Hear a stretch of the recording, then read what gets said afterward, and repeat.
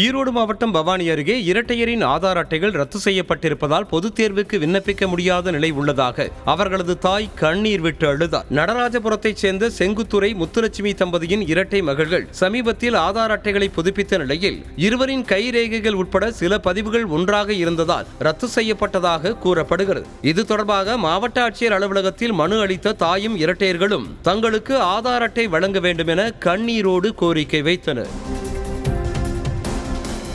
10th படிக்கிறாங்க. மோனிஷாவுக்கு இன்னும் Aadhaar card வரல. நானும் பலமுறை பெட்டிஷன் கொடுத்துட்டேன். ஆனால் இருந்தாலும் வரலைங்க சார். என் பொண்ணுங்க 3 சார். என்ன நான் கூலி வேலைக்கு தான் போகிறேன். தயவு செஞ்சு என் பொண்ணுங்களுக்கு ஏதோ ஒரு வழி பண்ணுங்க.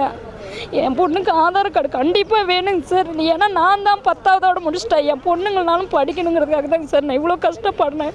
பலமுறை வந்துட்டேங்க சார். நான் இதுக்கு மேலே நான் வீட்டுக்கு போக மாட்டேங்க சார். நான் வேணால் என் பொண்ணுங்களோட நான் எதோ ஒன்று இங்கே கூட பண்ணிக்கிறேங்க சார். சொந்த வீடே இல்லை எனக்கு. வாடகை வீட்டில் தான் நான் இருக்கேன். 3 பொண்ணுங்களையும் படிக்க வச்சுட்டு தயவு செஞ்சு ஐயா நீங்கள் ஏதோ ஒரு வழி பண்ணுங்க எனக்கு. அவ்வளோதாங்க சார். சார் நான் முகாசிபுதூர்லேருந்து வரேங்க சார். இப்போ நான் பவானியில் இருக்கிறேன். பாப்பா உங்கள் பவானியில் தான் படிக்கிறாங்க. அப்புறம் கவர்மெண்ட் ஸ்கூலில் தாங்க சார் படிக்கிறாங்க. ஆதார் கார்டுக்காக நாங்கள் வந்திருக்கோங்க சார். சார் நானும் ஒரு 5-6 வருஷமாக ட்ரை பண்ணுறேங்க சார். இது வரைக்கும் வரல. ஏன்னா அவங்க ட்வின்ஸுங்கிறதுனால ஒரே மேட்சாக இருக்குதுன்றாங்க. நானும் எல்லா சீட்டும் வச்சுருக்கேங்க சார். என்னால் எடுக்க முடியல. தயவு செஞ்சு நீங்கள் எடுத்து கொடுங்க.